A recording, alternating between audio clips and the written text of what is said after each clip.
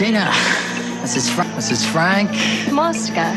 Yes, I've read about you in the papers. Oh, really?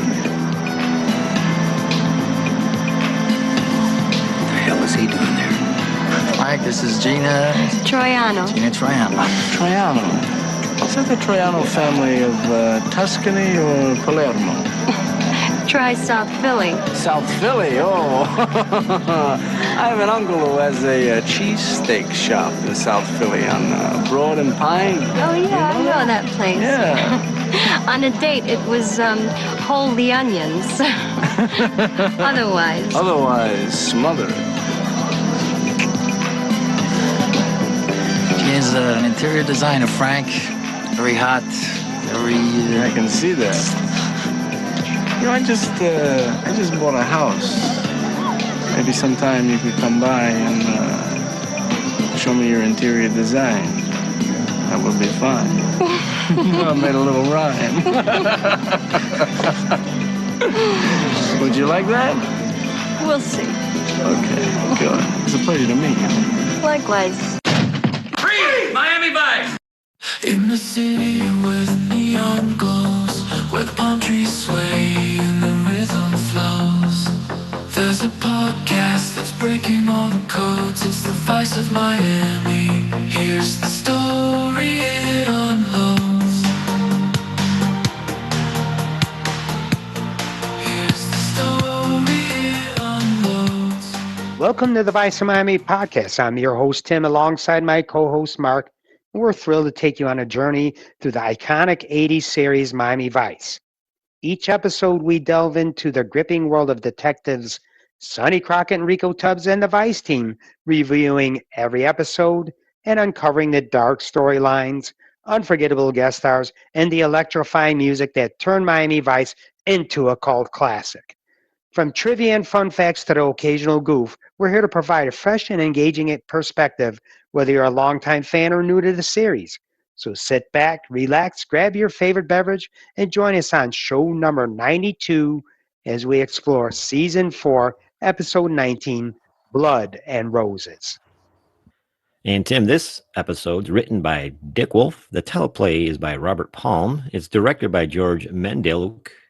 The original air date is April 1st, 1988, and it's the 87th episode overall in the series.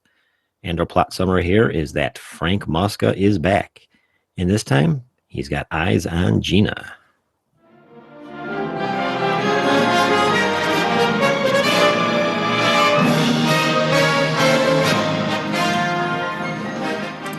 And let's cover the guest stars and the co-stars for this episode. First up, we have returning Stanley Oliver Tucci. He's back as Frank Mosca. We covered his bio in the Contempt of Court episode.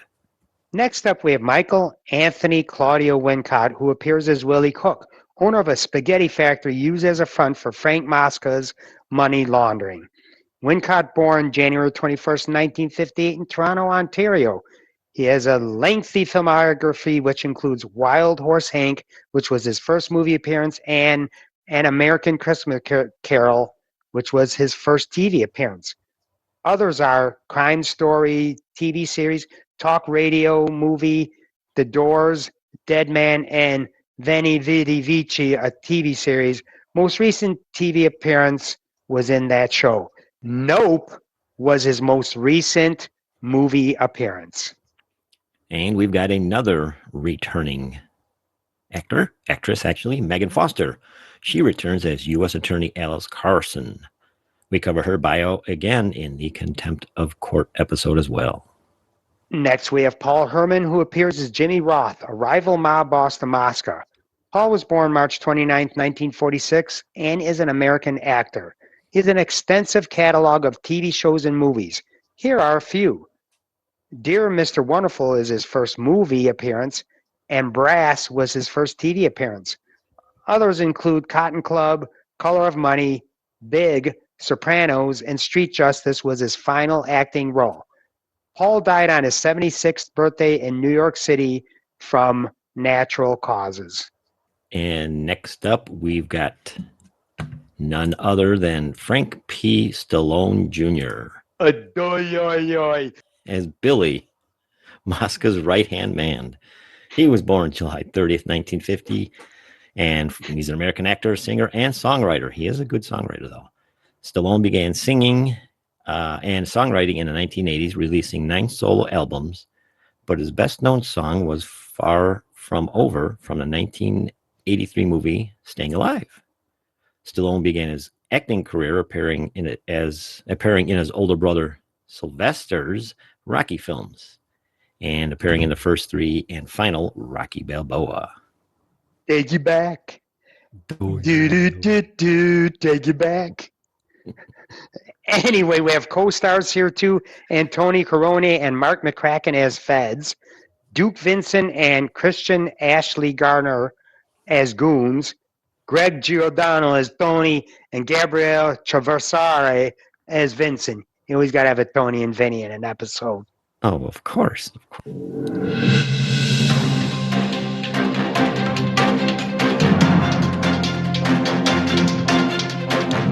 And a little Miami Vice in the news. We have a recent death. David Johansen, also known as Buster Poindexter, he passed away February 20th this year. He made a cameo appearance on the episode Dutch Oven when he performed the song King of Babylon. I have actor Stanley Tucci appeared in the 2024 Academy Award nominee for Best Picture, Conclave, as Cardinal Aldo Bellini, and me and Judy just watched that. Very good movie.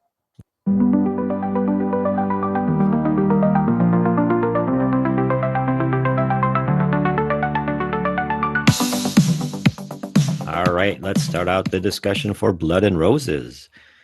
We have opening scene here. The OCB team is staking out a swanky party thrown by the host named Cook. Crockett and Tubbs, they're in the Ferrari there. They observe gangster Frank Mosca enter and start chatting with Cook. Gina's undercover as an interior designer who is then introduced to Mosca. And Mosca is, as you heard in the opening, he's putting the moves on Gina, telling he's got a new place and she should stop by and, help me out and decorate. When Frank leaves, Gina asks Cook who he is, and he's told by Cook that Frank is basically just a business associate. He kind of kept it simple, but you kind of knew there was something hinky going on. I mean, we know Mosca, but yeah, she kind of knows, but he doesn't know her. Correct. So now we're at OCB, and Gina briefs Marty and tells him that Cook's money is coming from drugs, not the pasta factory he runs.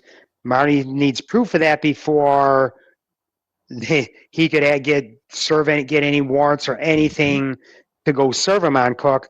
She also informs him that Mosca is back in Miami. Marty wants her to cultivate the Mosca relationship. Much to Crockett's dismay, he says that Mosca is a psycho. Marty then directs Crockett and Tubbs to work the Coke angle, basically go pay Cook a visit. Yep. You could tell Crockett here is like, I don't want you to play with him. I want to play with him. And he's kind of, he's got that jealousy going on. Just in the back. The only issue is he already knows Frank. Yeah, exactly. So now we're at the pasta factory here. Mosca arrives at Cook's pasta factory, and he's more or less a teeny bit upset that the $500,000 a month laundered money has not made it to his bank accounts yet. Cook was supposed to tell somebody named Mr. Roth, who is a mob competitor, that his services are no longer needed. Cook tells Frank that Roth threatened to kill him. Cook is only stalling, and pretty much Frank Mosca here, he kind of knows what's going on. He takes the keys to the factory pretty much as collateral until he gets his money at the end of the business day. Why don't I call my accountant? He knows everything down to the... knows W-2s. I know what's happening. Now, we had a deal, right? You had $500,000 a month that you wanted cleaned. Am I correct? Right. And then you're going to tell Mr. Roth that you no longer needed his services. Am I correct? Right. Now I'm waiting 2 weeks for your check to clear in my account. And then at a short scene at OCB, Crockett here is trying to talk Gina out of the undercover assignment, wanting to take her place. She tells Crockett, hey, I can handle Frank. So now she returns Mosca's call, and again, he's putting all the suave moves on her. and agrees to meet Frank at his place to see his place, see what she could do, quote unquote, decorating, and then go out to dinner. And this is where one of the most funniest lines in recent episodes. What do you say? Manicotti and a bottle of Dago Red, right? A bottle of Dago Red. Yes. So now we have Crockett and Tubbs paying Cook a visit, and they start the conversation by threatening to bring the Freds down on his operations. They question how much money does pasta bring in versus drugs. They insinuate that Cook is laundering money from Mosca as well. He asks for a warrant, and Crockett tells Cook that they want Mosca or he goes down. They want him to deliver contracts, receipts, and bank records by the next day. Then in that scene, in another scene, Gina meets at Frank's to discuss the style of his home. She flirts with him. Frank then presses her about her relationship with Cook. Gina denies there's any relationship, but Frank does not believe her. Frank says he is a pig, but Gina tells him Cook has always been nice to her. Frank Baker says, "Hey, I want to date you, but I don't share with others." Yeah, definitely still putting moves on. And you're asking, how much money is pasta bringing in versus drugs? Maybe they should have teamed up with Michael Corleone, with the Janko Olive Oil Company, done a thing, bada bing, bada boom, bada poof. So now here at OCB, Gina reports into the team here, and Crockett does a quick little, kind of a snide remark, and Crockett asks, hey, how did the date go? Gina kind of gets miffed and tells Crockett, this is nothing more than assignment. How'd your date go? Date? That's supposed to be funny? Gina, come on. No, you come on, Sonny. We work undercover here. That's what you do. That's what I do. That's what I'm going to do. But you know what? She would have done the same thing to him. I'm certain of it. They all do. They all do the little quips back and forth and all that. But I'm sure maybe she picked up on Crockett's jealousness. Is that the word? Yes. So anyway, Crockett tells Tubbs that if Mosca makes Gina, she's dead. She's dead meat. Tubbs says that it's not Crockett's call. So the pair, they take off to go see Cook once again.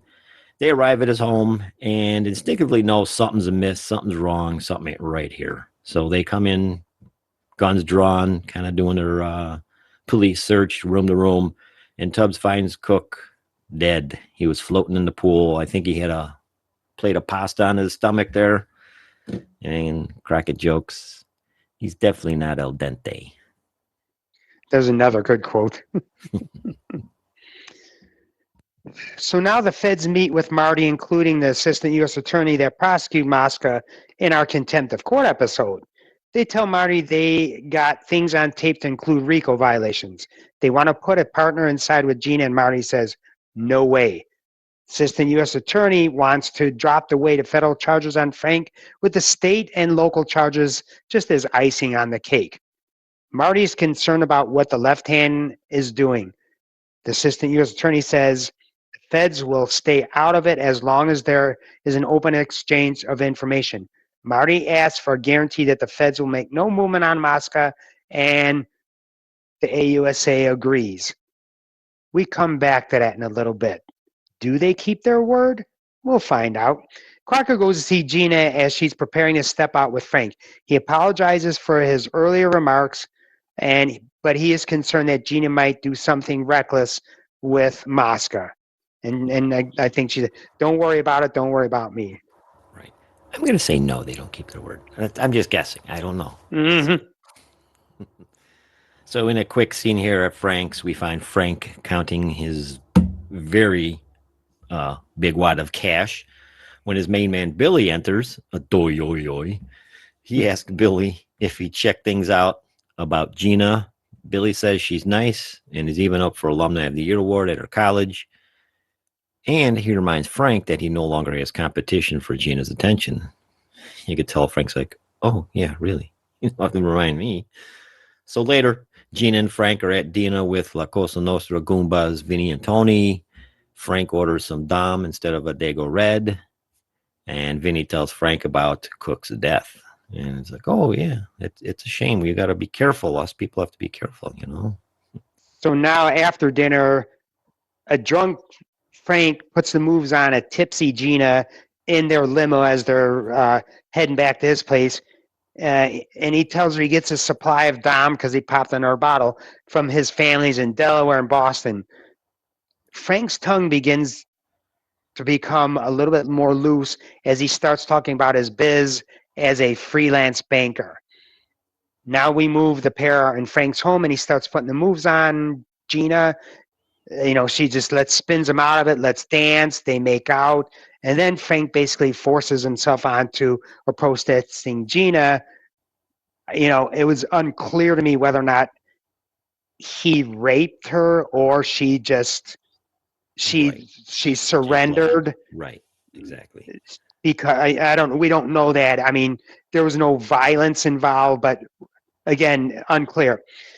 The next morning, the feds show up at Frank's, and Frank had all these flowers out, and they want to know if he's going into the florist business. And this was just what Marty did not want to have happen. Stay out. And they have a discussion with Frank about money laundering, and Frank plays dumb. Oh, I think that, and he describes what money laundering is. Hey, Frankie. Muscle into the flower biz? Oh, yeah, I hear there's big money in tulips. Well, I'm sure there is. Not as big as in money laundering, though. What do you think, Chase? I wouldn't think so. Now, Chase wouldn't think so. Money laundering, isn't that... Well, some guy's got some money that he doesn't want anybody to know that it's dirty, and he gives it to another guy, and that guy magically makes it legit for a percentage? Isn't that what that is? Yeah, you're pretty smart. 15, 20%. It adds up, though.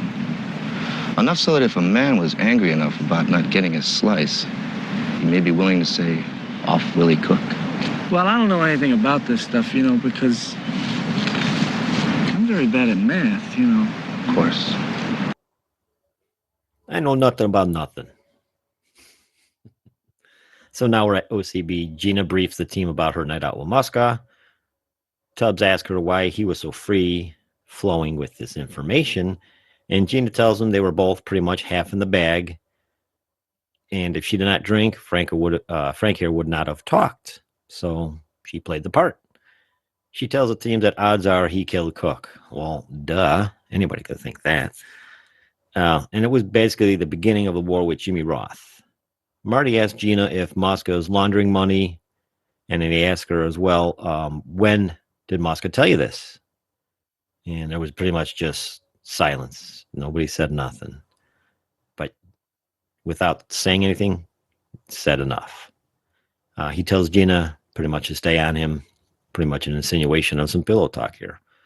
When the rest of the team leaves, the crying Gina confesses to Trudy that Frank forced himself on her as Gina surrendered to his advances. So it was kind of half and half there. Trudy tells her not to blame herself because women make bad choices too. She tells her to keep moving forward. You know your job. So now we're back at the pasta factory, and as the scene begins, Frank is questioning a Fed who was on his payroll. He was on inside, and I believe it was that Chase. If you remember in the scene with the florist and the money laundering discussion, right. Frank says something to him. Whatever he said, he made a quick statement, and this guy, he looked at him like, a deer caught in headlights. Right, exactly. But I believe Chase was him. So now his income, his federal income was being supplemented for information he was supplying to Frank about federal operations. And you could see that Chase has a rope wrapped around his neck. And he definitely was present when his colleagues roasted Frank about the money laundering. This ticked Frank off. The Fed tells Frank that a vice cop got too close to him in the last couple of days, but he does not know who it was. And that's the reason he never said anything to Frank. Frank leaves him dancing at the end of the rope. Basically, Billy, they had him attached, the top part of the rope that you couldn't see, onto a forklift that was tied off. and he's dancing at the end of the rope. And then Frank has an epiphany, and he just says, "I'll be damned." And at this point, I thought, does he know Gina is the vice cop in question? Right, because We'll see. he doesn't know. No, this scene hasn't shown up where Crockett showed up after the shooting, so he doesn't know that Crockett is, watching him or anything like that. I'm sure since the last episode, he got off scot-free. I'm sure he will always had his guard up, watching what he does, but I'm sure enough time has gone by where, he's become comfortable. And what was in that contempt of court room? What was he eating in prison? I know that they got him cannoli, but he might have had a Paisan Red. He had right. I don't know if he had Brajol, whatever. He had some. He had a spread in there. Linguine and clam sauce or something. Who the hell knows? Yeah, but something. Yeah, it was like Goodfellas, wasn't it? Slicing the garlic very thin. Oh yeah, they were. Oh yeah. Tomorrow we're going to eat sandwiches. Going on a diet. An aristocrat. Anyway, we digress.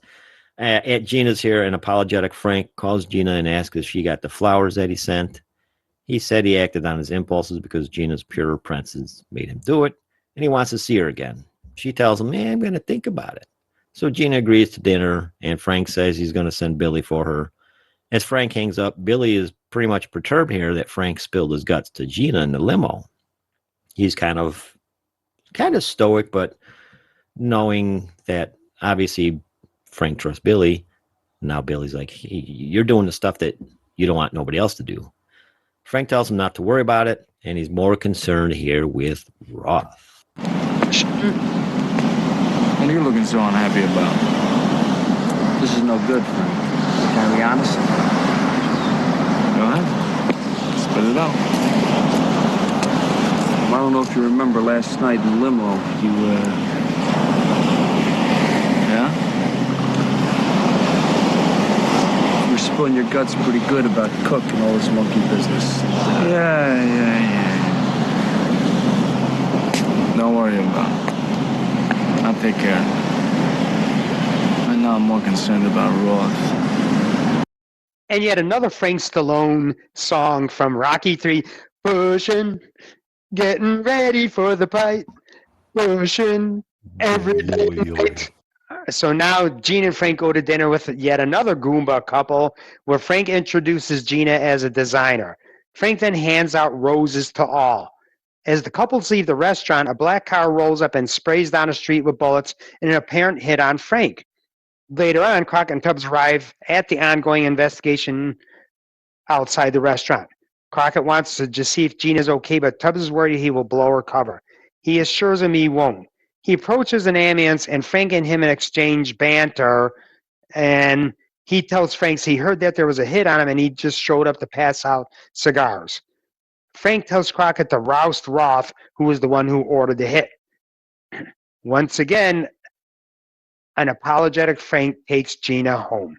So now at OCB, Marty tells Crockett he could have blown Gina's cover, and Crockett says he just wanted to make sure that she was okay.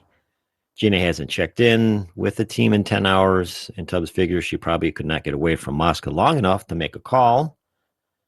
Now, the assistant U.S. attorney here is present at the meeting, and Marty tells Crockett and Tubbs, go roust Roth.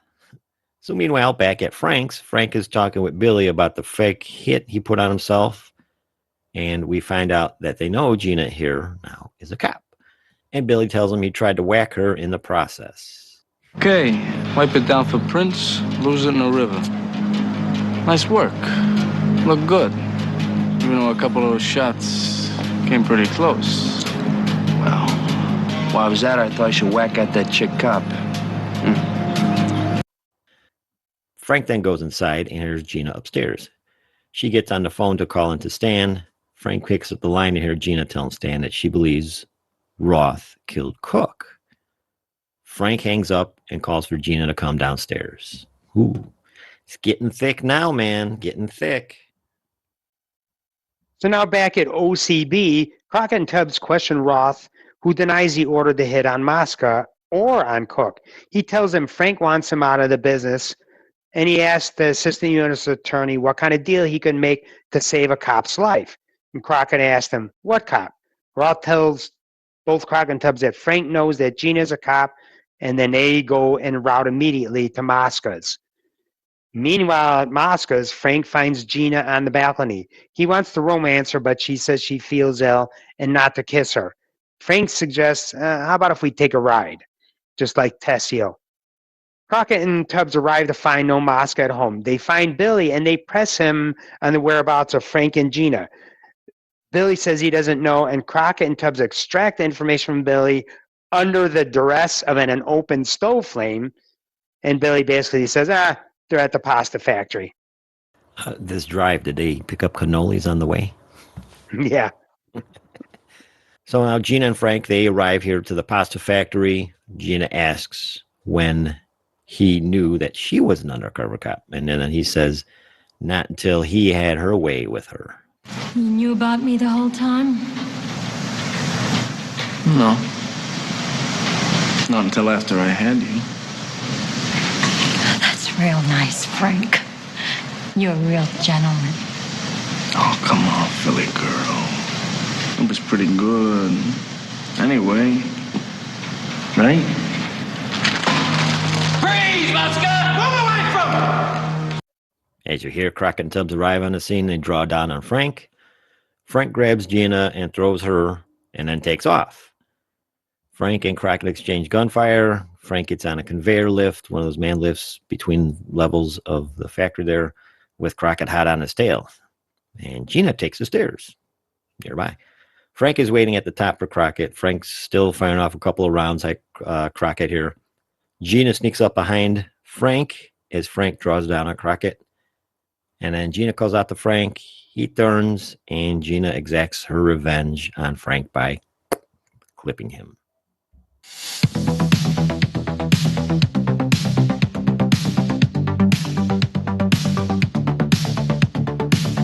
All right, let's check out the ratings for this episode. IMDb gives this a 7.5. Mark, I thought this was a great episode, and I gave it an 8.1, and mainly because of the character of Frank Mosca and all his mobsterness in this. It was just a continuation of him mocking the OCB team when he was let off the hook in contempt of court. To me, that Staunton makes 2 strong episodes in a row, and I'm hoping that season 4 will finish off in the same manner. He returns after he got off the hook. He was right away wheeling and dealing in the money laundering business, and Gina, who is already undercover following Hook, the Pasta King, she becomes his interior decorator, and he eventually has his forceful way with her. The team did solid police work, and once again, the feds had to interfere in the investigation after Marty requested they let his team do the work. This put Gina in danger, and her cover was complicated by the Fed chased that Mosca had on his payroll, and then in the end, Gina ices him. Even though Frank didn't point a weapon in her direction, it was her retribution. Yeah, it's her second retribution from a man that she slept with undercover, doing her job. Tim, I like this episode. I don't think it's 7.5 worthy, only because of the ending and the Fed angle. Again, yeah, it was another strong, good episode. Back to basics, good old Vice. But the climax, the ending, it was very flabby. It left a lot to be desired. Yeah, Mosca's back, and the plot was simple enough. Not much twist to it. We could follow along. The last time we saw Mosca, he was free from RICO statute violations and his feelings of a government vendetta against him in the death of Jack Rivers, who was an informant. So he got off, but this was another Gina-centered episode, and it seems as though I think the heartstrings are there for Crockett and Gina. Yes. She should have, as well as Castillo, listened to Crockett when, she shouldn't have taken the lead. It could have been something different. But like I said, the Fed angle, it just felt like it was just tossed in there to run with the gears or something. It could have been a lot more to the Fed story. like them working more closely and stuff like this. It was just like, oh yeah, we're here. We're not going to get involved, but yeah, we screwed that up and we got involved. Yeah. Again, it was just flabby. It could have been a stronger fed angle, and it could have been a stronger ending that rather than just popping off Mosca. Basically, they wanted to exert their JHJ over the OCB team. Exactly. And no, that's fine. We could have ran with that, but there should have been more to it. There should have been more substance to that angle then. It was just like the big substance with the feds is Chase being on Mosca's payroll. That's where that threw the wrench in it, and that really put Gina in the jackpot. Mm-hmm. I know for a fact the pasta factory where that man lift was, it was in another episode, but I can't place it. I looked through each and every episode that we've done so far, and I just couldn't place, none of the locations showed up as far as the pasta factory, but I know we've seen that man lift in another episode. I'm certain of it. But anyway, but you should be careful riding those things. If you fall, bad things happen, as you'll see in our goof section, or as we hear. Like I said, the ending fell flat, no pun intended. And then I thought we'd see the DA show up at something at the end, or at least, roll up with Crockett and Tubbs to the factory, in play. Hey, we're on the same angle. We're at the same, coming to the same point. But no, they never showed up. It's like, it could have been more. But anyway, still a good episode. Could have been better.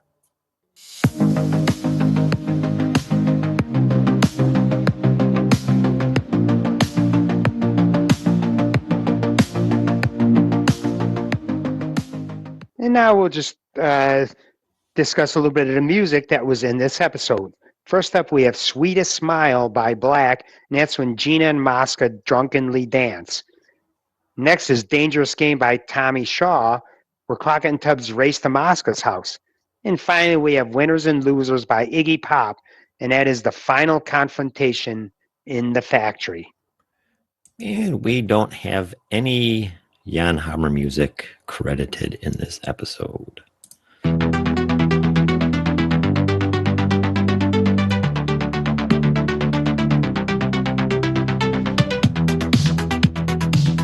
All right, let's check out the fun facts, goofs, and locations. Our first goof, like I mentioned, when Mosca is shot by Gina at the end, it's very obvious that a dummy was used to depict his fall down the man lift. The dummy's hand actually falls off in the last few frames of this. I kind of noticed it right away, but that's why I said no pun intended on this falling flat. But oops. And then we have a location, the Dixie Lily Plant, 1300 Southeast 10th Court in Hialeah, and that's where Cook's Spaghetti Factory was. The docks are still on the Google Maps, but it looks like the main plant may now be the Home Depot, and you could clearly see the words Dixie Lily Plant as well. Mm-hmm. Fun fact, from this episode until February 89, Miami Vice's time slot was moved back to Friday at 10 p.m. And our final location is 940 71st Street in Miami Beach, and that's Pascal's Pascal Restaurant. That's an odd name, Pascal.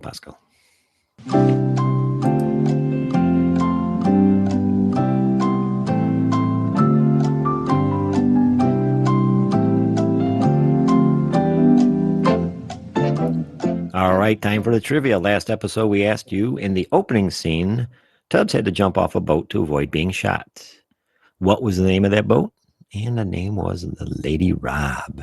Tim, what do we have this episode? In this episode, what color rose does Mosca give Gina? You can post your answers on this episode's Facebook post, or you can email us at miamivice@duck.com.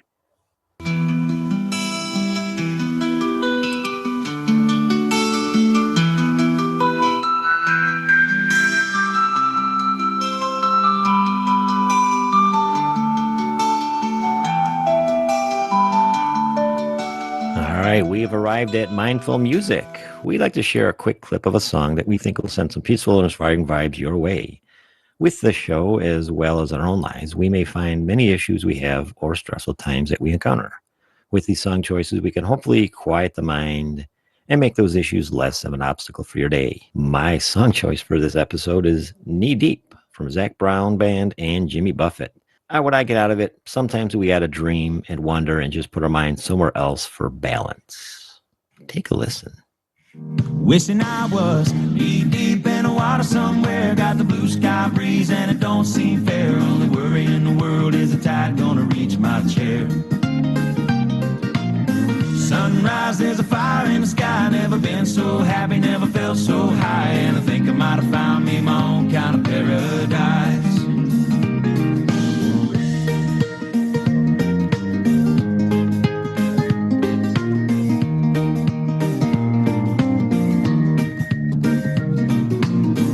Wrote a note, said be back in a minute. Bought a boat and I sailed off in it. Don't think anybody's gonna miss me anyway. Mind on a permanent vacation. The ocean is my only medication. Wishing my condition ain't ever gonna go away. 'Cause now I'm knee deep in the water somewhere. Got the blue sky breeze blowing wind through my hair. Only worry in the world is the tide gonna reach my chair. Thanks to all of you for tuning in to the Vice of Miami podcast. We hope you enjoyed our look into the world of Miami Vice. If you love what you heard, please leave us a review on your favorite podcast platform. It really helps us out. Don't forget to follow us on social media for updates and more Miami Vice goodness. You can find us on YouTube, Instagram, and Facebook at the Vice of Miami podcast. Our next episode, number 93, will cover Season 4, Episode 20, A Bullet for Crockett. Until next time, stay stylish and keep the Vice alive. Now... We made a deal, pal.